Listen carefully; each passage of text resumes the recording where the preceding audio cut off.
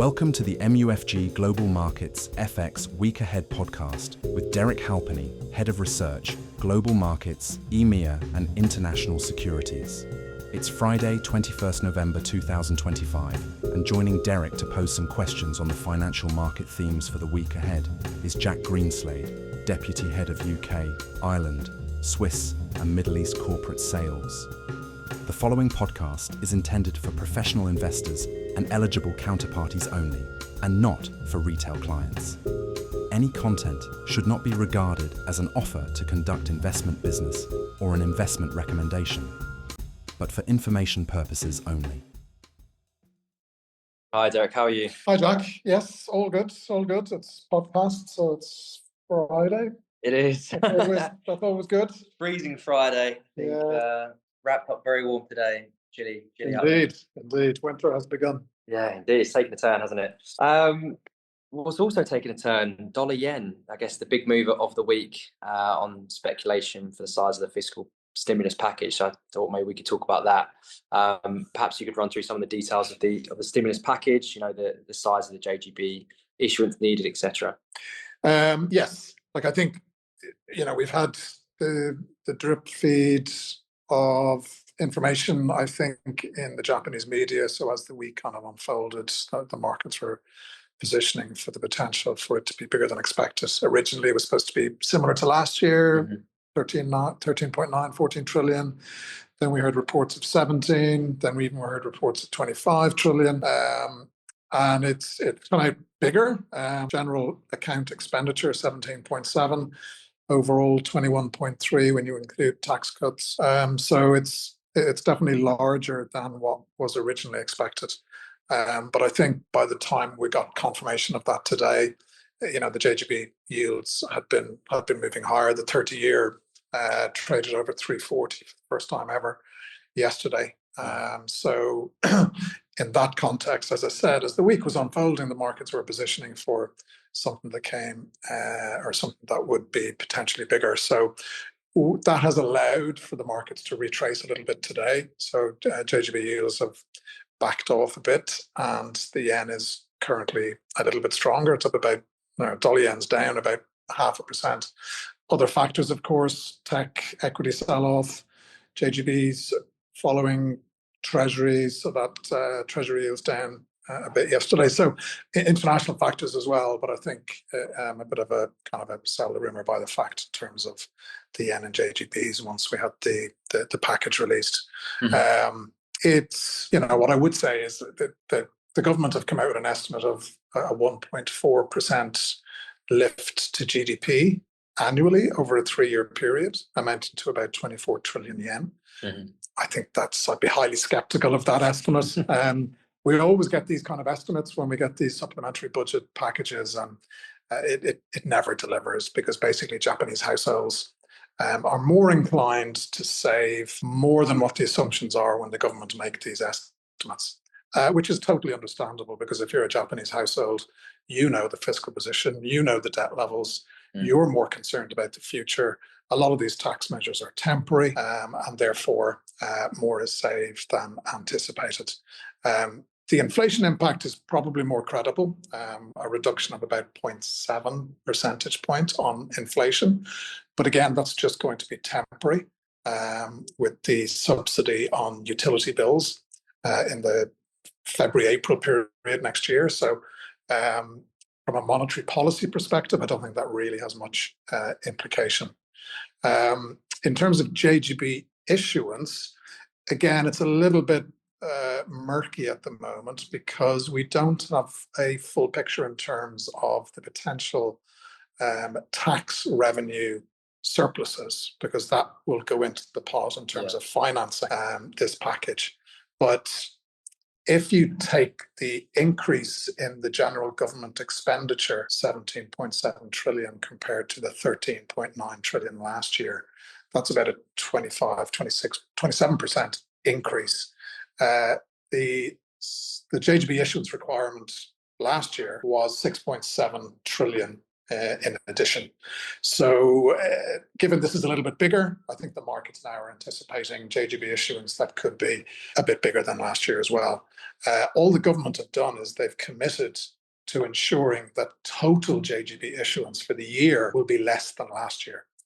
Last year it was 42.1 trillion in total, and this year we're talking 28.6.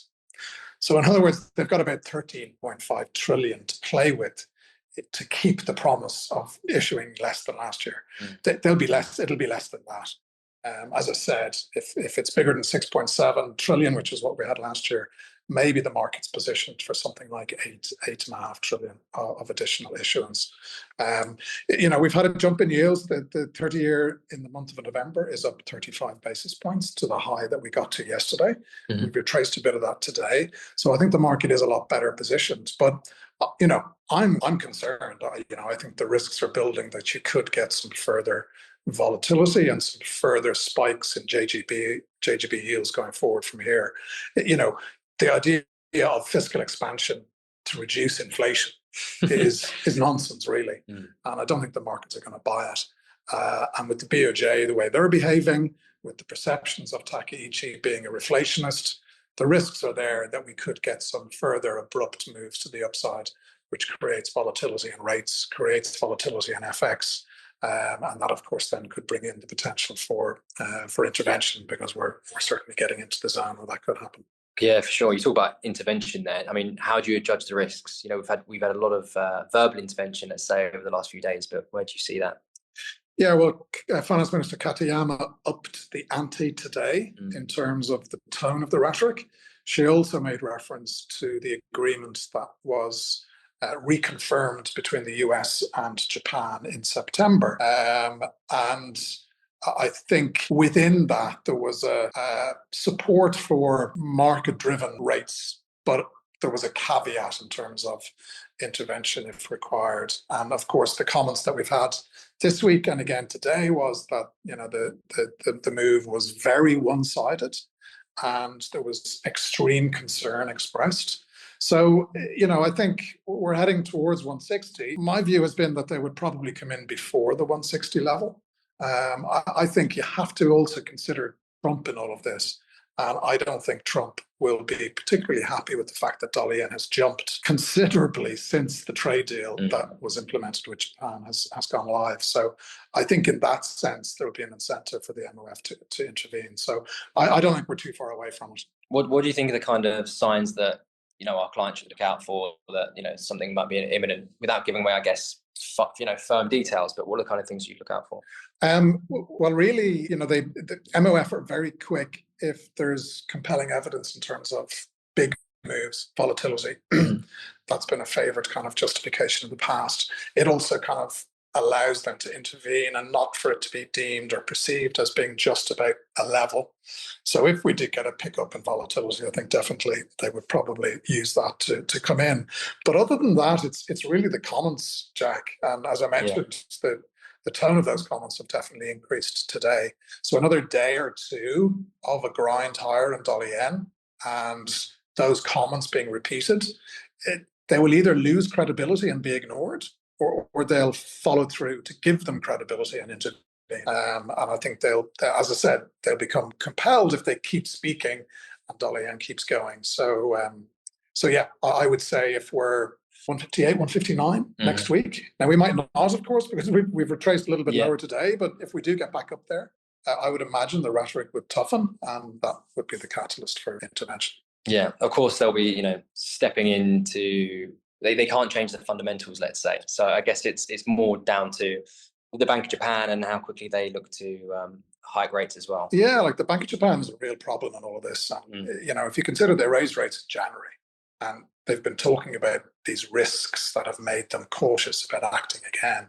It was trade tariffs for a lot of the year. Now those risks have receded somewhat. So, the justification for doing nothing is becoming more and more difficult to understand.